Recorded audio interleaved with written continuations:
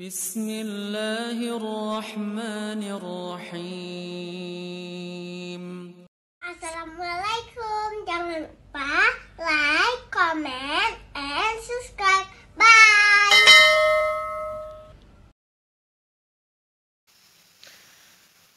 Bismillahirrahmanirrahim. Assalamualaikum warahmatullahi wabarakatuh. Alhamdulillahi rabbil alamin.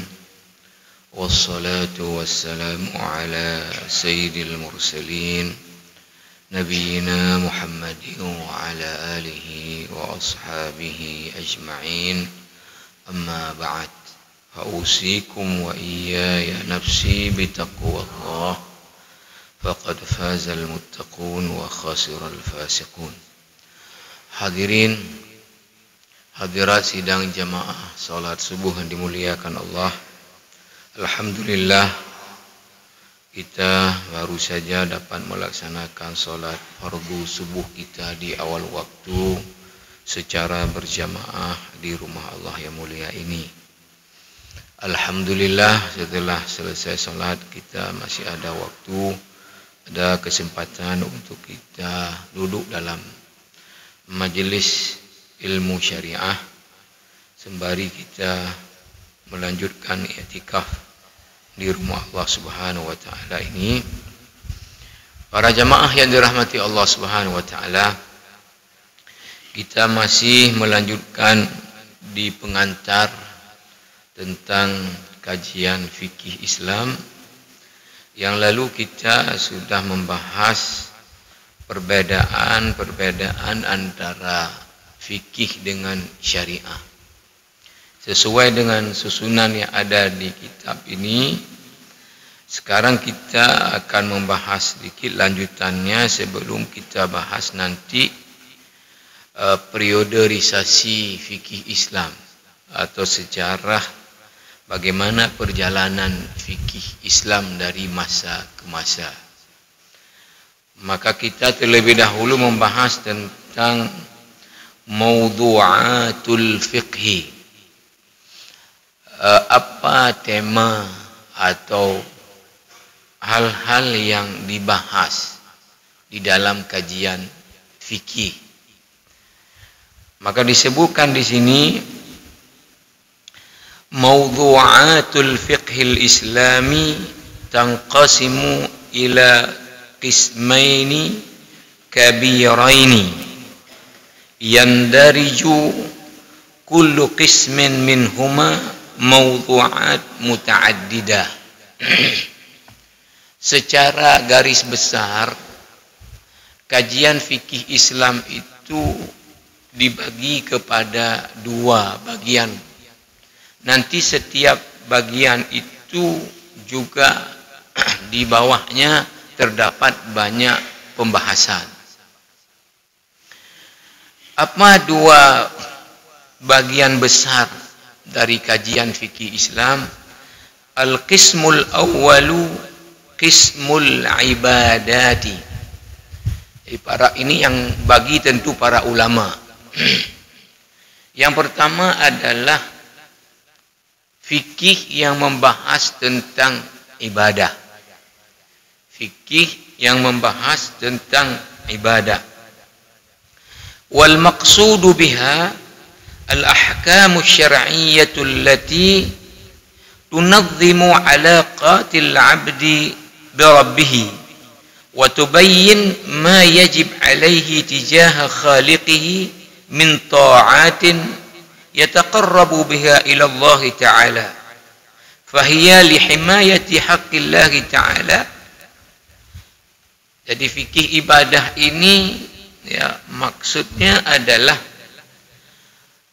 hukum-hukum syariat yang bersifat amaliyah perbuatan seorang mukallaf yang mengatur hubungan seorang hamba dengan Rabbnya,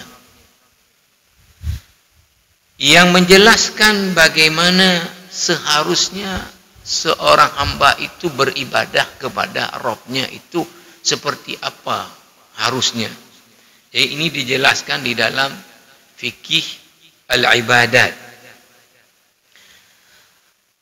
Wa tashmalu at-taharah was-salah wal-zakah wal-janaiz was-siyam wal-i'tikaf wal-hajj wal-umrah. Jadi fikih ibadah itu kalau pada umumnya yang disusun oleh para ulama, ya, mulai dari bab taharah, kemudian salat, kemudian karena pada salat ini biasanya ada salat jenazah. Nah, di situ juga kemudian dibahas tentang ahkamul janaiz. Kemudian tentu dibahas setelah itu tentang puasa. Di puasa nanti ada i'tikaf, maka dibahas i'tikaf setelah puasa. Kemudian dibahas tentang fikih zakat.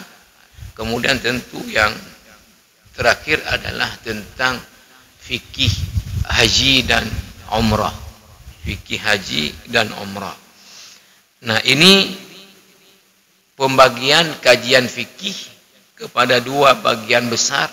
Yang pertama adalah fiqhul ibadat.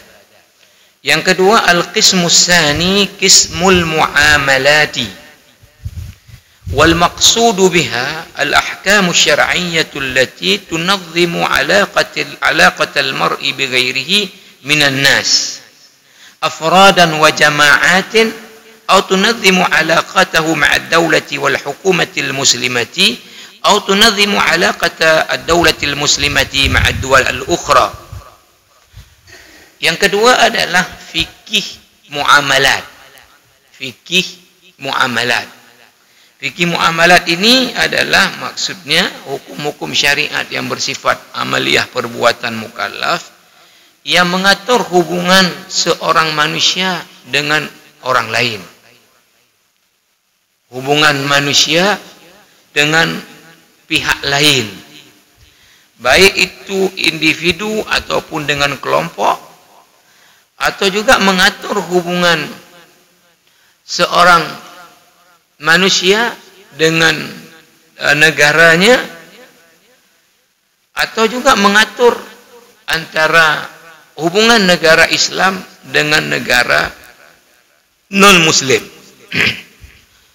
Wa ahamul mawdu'at allati yashtamilu 'alaiha hadzal qism. Nah, di antara pembahasan-pembahasan utama di fikih muamalat ini adalah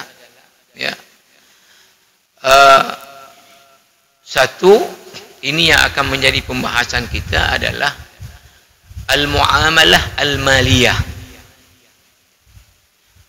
Al-muamalah al-maliyah artinya yang mengatur hubungan seseorang dengan pihak lain dalam konteks harta. Fikih muamalat maliyah. Jadi seperti yang utama tentu adalah yang tidak ada orang tidak melakukannya adalah apa? Jual beli, al-bai'. Ya. Kalau enggak jual, yang beli pasti. Enggak ada orang enggak beli apa-apa. Nah, kemudian juga yang biasa ada al-ijarah, sewa menyewa. Ya. Di situ juga karena dalam jual beli ada peluang untuk terjadi riba, maka dibahas riba.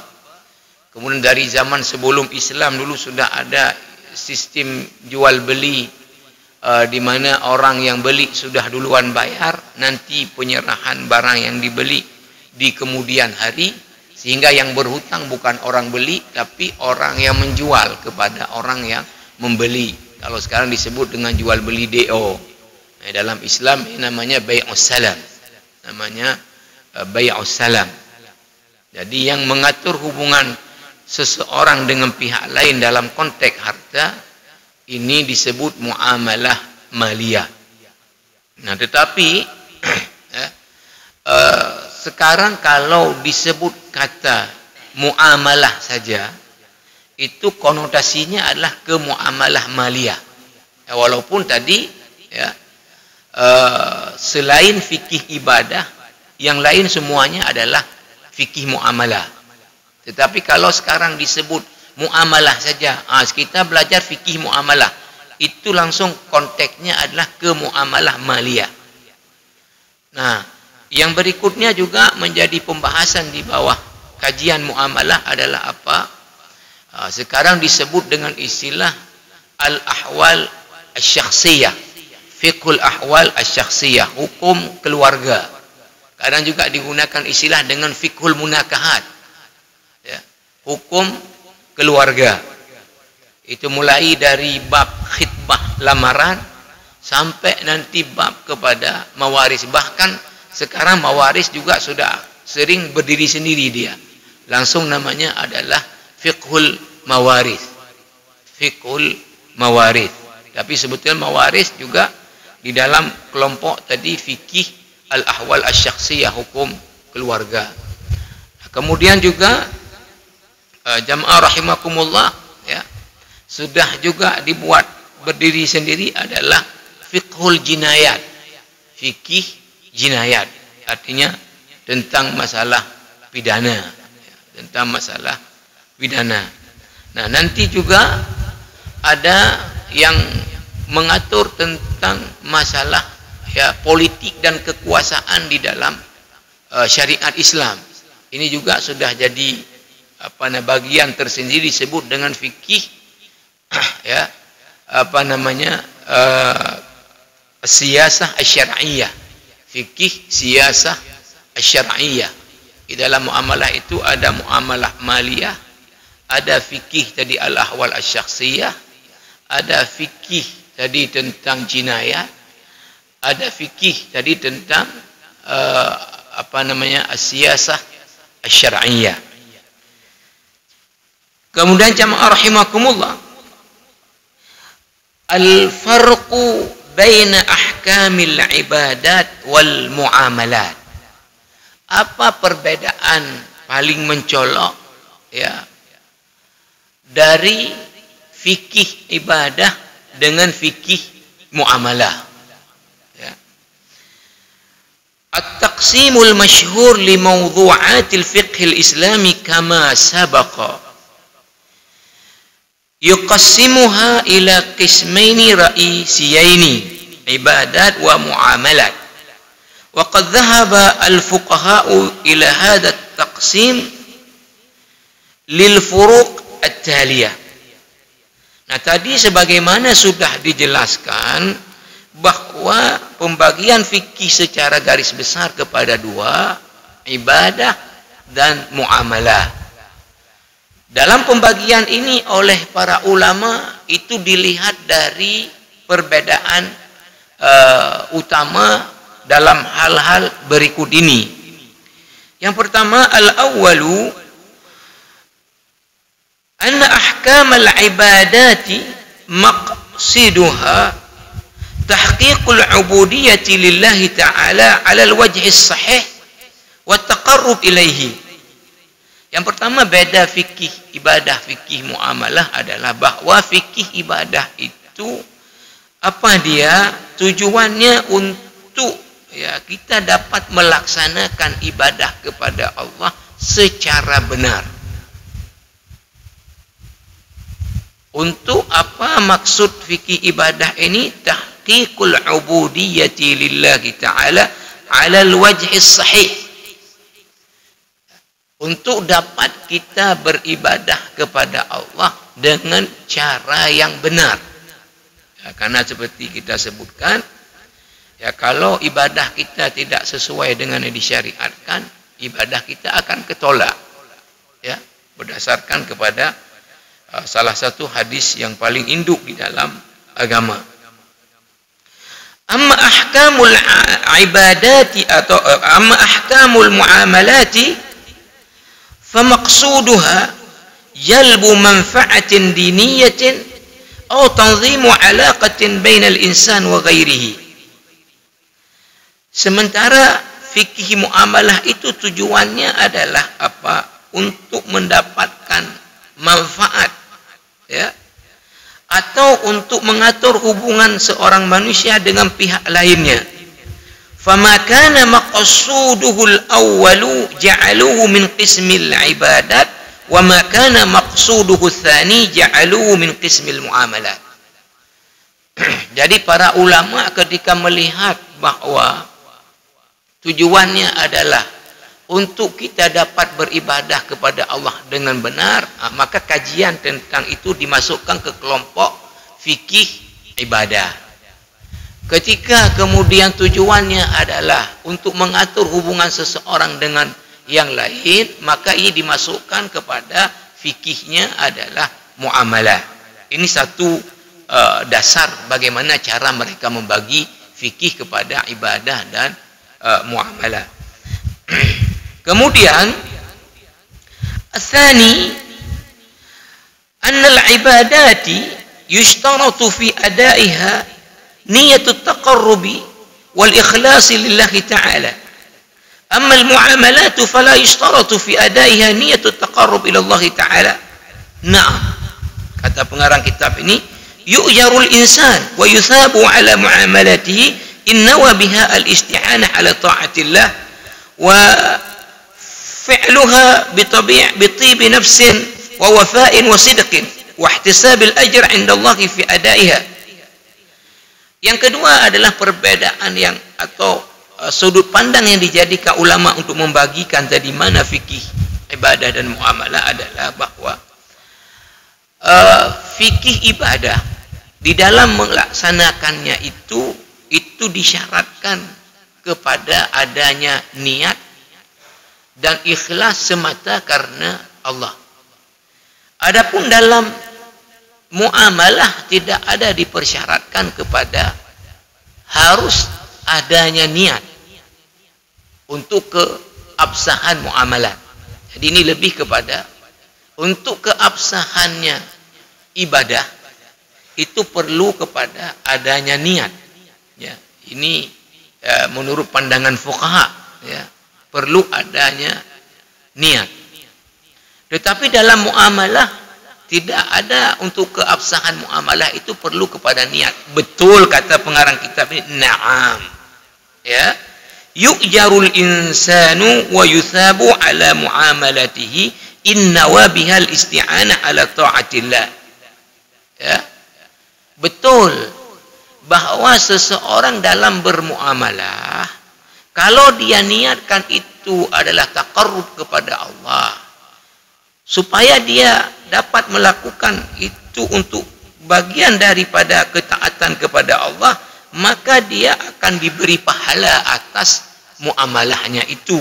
Tapi untuk keabsahan muamalah tidak diharuskan ada kepada niat, sebagaimana itu diharuskan pada ibadah. Nah, maka kemudian apa jamaah rahimakumullah, disebutkan famakanatin niyatu syartan fi adaihi ja'aluhu min qismil ibadah wa ma laysat an-niyatu syartan fi adaihi ja'aluhu min qismil muamalah. Jadi apa yang dalam mengerjakan itu niat sebagai syarat keabsahan, ini masuk ke kelompoknya adalah fikih ibadah. Apa dalam melaksanakannya keabsahannya tidak harus ada niat, ini dimasukkan ke kelompok fikihnya muamalah. Betul dalam muamalah kalau kita niat untuk ibadah dapat pahala. Ya. Bahkan kalau kita yang mubah saja, tidur, ya, istirahat, makan, minum, kalau kita niatkan dengan itu untuk supaya kita sehat, dengan sehat dapat beribadah, maka tidur kita menjadi ibadah, makan minum kita jadi ibadah. Yang ketiga adalah annal asla fil ibadati annaha ghairu ma'qulatil ma'na. Nah, ini yang paling ini, ya. Wa annaha syuri'at ta'atan lillahi ta'ala wa ta'abbudan. Fal insanu yaf'alu al-ibadata walau lam ya'lam al-hikmata min masyru'iyyatiha. Ciri pada fikih ibadah apa? Cirinya bahwa pada umumnya di dalam fikih ibadah itu kenapa disyariatkan? Itu hikmahnya tidak bisa ditangkap oleh akal manusia. Ghairu ma'qulatil ma'na. Dia pada umumnya ibadah itu karena sifatnya tadi adalah ya vertikal, ya. Maka pada umumnya kenapa dia disyariatkan seperti itu? Kenapa kita buat seperti itu? Itu tidak bisa ditangkap oleh akal manusia. Maka seseorang tetap melakukan ibadah sekalipun dia tidak tahu kenapa diperintahkan seperti itu secara akal. Nah, misalnya yang paling mudah.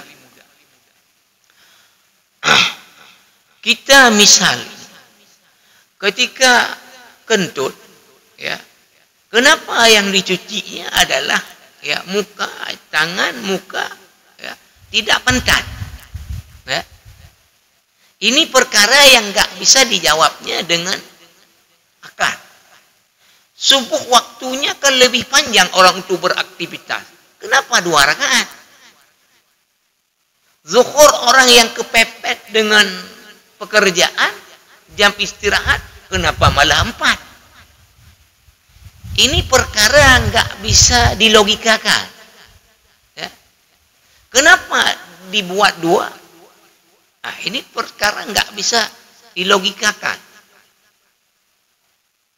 Kemudian puasa kenapa diwajibkan di Ramadan? Kenapa nggak di bulan lain? Nah, ini perkara yang tidak ini. Kemudian tawaf, kenapa mengelilingi Ka'bah nggak mengelilingi yang lain? Kenapa wukufnya mesti di Arafah? Kau bisa aja kalau Arafah udah sempit, wukuf tempat lain. Ini perkara yang nggak bisa dijawab pakai akal. Jadi ibadah pada umumnya ghairu ma'qulatil makna. Disyariatkan kenapa dia nggak bisa ditangkap oleh akal manusia. Umpama, kenapa takbiratul ihram begini? Ya. Kalau ditemukan dalam penelitian medis bahwa cara begini lebih menyehatkan, bisa nggak ditukar? Nggak bisa. Kenapa ruku begini? Kalau secara medis ada teknik lain lebih bagus, bisa nggak dirubah? Nggak bisa. Karena dalam ibadah itu pada umumnya kenapa dia disyariatkan seperti itu tidak bisa ditangkap. Ya. Walaupun kemudian nanti para ulama ya selalu juga di pembahasan fikih itu membahas tentang hikmah disyariatkannya kenapa. Nah, itu dicoba ditangkap apa aja. Ya.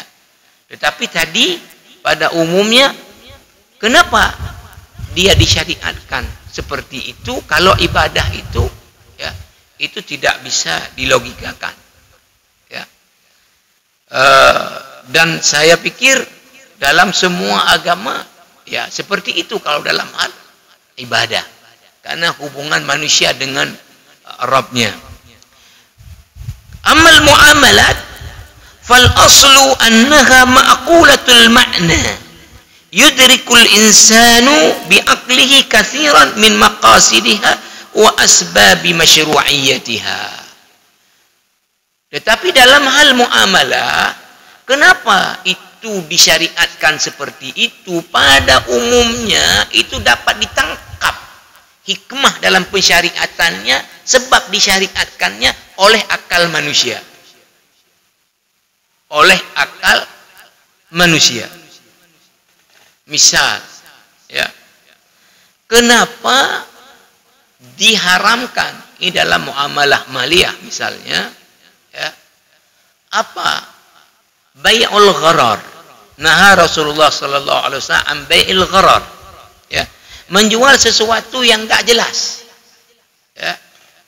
Misal saya ada kardus, dalam kardus ini ada barang ya, kemudian saya jual ke seseorang ya, nyo neblo barangnya ya tirtuh ribe lu blok dah. Pokok jina barang lanyo. Ana boleh ada pul. Nah, itu tidak boleh. Kenapa ini diharamkan menjual sesuatu yang tidak jelas? Ya, itu dapat ditangkap kan? Karena apa? Kalau seandainya setelah dibeli dibuka barangnya cuma harga 5.000 kan rugi orang beli. Alah, nyam barang terdoh rube. Ya udah puas dah waktu. Misal, kenapa diharamkan namanya al-ihtikar? Ya, menimbun. Ya, nanti misalnya ada madhab yang mengatakan yang dilarang itu menimbun adalah apa? Makanan pokok yang menjadi kebutuhan orang banyak ditimbun dulu, artinya ya. Kemudian ketika sudah langka di pasaran, baru dikeluarin dikit-dikit dengan harga yang mahal. Ya, dengan harga yang mahal. Ya, kenapa ini diharamkan? Ya karena merugikan orang banyak. Karena merugikan orang banyak. Nah, jadi di dalam muamalah, kenapa disyariatkan? Kenapa diharamkan? Kenapa dianjurkan? Itu dapat ditangkap kenapanya oleh akal. Tapi tadi kenapa subuh itu jam itu kenapa? Kenapa sholatnya begini-begini? Nah, itu nggak bisa ditangkap oleh akal. Jadi kenapa ukufnya mesti di Arafah? Kamu bisa saja kalau udah sempit itu dibuat di tempat lain. Ya. Nah ini ciri daripada apa namanya tadi fikih muamalah, bahwa pada umumnya kenapa dia disyariatkan, sebabnya itu dapat ditangkap oleh akal manusia. Nah di sini tidak kita bahas karena sudah dibahas yang lalu, adalah fadlul fiqhi wa makanatuhu fi syari'ati wa syarafu ahlihi. Ya, udah pernah dibahas juga, lebih kurang juga ya sama sebelum ini, apa pentingnya mempelajari syariat. Udah pernah kita bahas. Nah sekarang kita masuk kepada pembahasan tentang adwarul fiqhil islami, atau dalam kurung tarikhul fiqh. Nah sekarang dibahas tentang sejarah perjalanan fikih Islam dari masa ke masa. Nah, di sini disebutkan pertama para ulama membagi ini ada yang macam-macam ya. Ada macam-macam cara membagi perioderisasi fikih. Nah, tapi mungkin yang saya ambil saja yang apa namanya yang paling banyak dianut ya. Wa minal ulama'i man yuqassimu adwarul fiqhi ala asas at-tasalsul at-tarikhi wal ahdath allati marrat biha ummatul Islam wa kana laha al-athar al-wadih fi takwin al-fiqh al-islami wa huwa bihadha al-i'tibar yanqasimu ila salasati adwarin. Nah, di antara para ulama ada yang membagi sejarah fikih ini ya atas dasar apa? Atas dasar at-tasalsul at-tarikhi wal ahdath allati marrat biha ummatul Islam. Atas ya sejarah perjalanan fikih itu sendiri dan apa-apa yang terjadi dalam perjalanan fikih itu sendiri secara sejarah, yang ini ada pengaruh yang jelas kepada pembagian perioderisasi fikih. Kalau berdasarkan kepada sudut pandang ini, maka perioderisasi fikih Islam itu dibagi kepada 6. Kenapa ini penting sekali ya? Untuk kita dapat ya, untuk kita dapat nanti kapan masa kejayaan fikih Islam, kapan masa kemudian kemunduran, dan kapan masa kebangkitannya lagi. Nah, dan yang paling penting adalah nanti kita akan lihat kapan sesungguhnya itu terjadi apa? Terjadi ya jumud, stagnan. Kapan terjadi fanatik kepada mazhab? kapan terjadi taklid dalam sejarah fikih. Ya. Nah, nanti juga akan dibahas yang terakhirnya, kapan kemudian kebangkitan kembali. Ya, agar kita dapat bahwa ya sejarah fikih itu pernah ada masa kelamnya, yang kemudian masa kelam ini berlanjut juga sampai sekarang. Walaupun sekarang udah ada usaha untuk kemudian kebangkitan kembali. Terima kasih.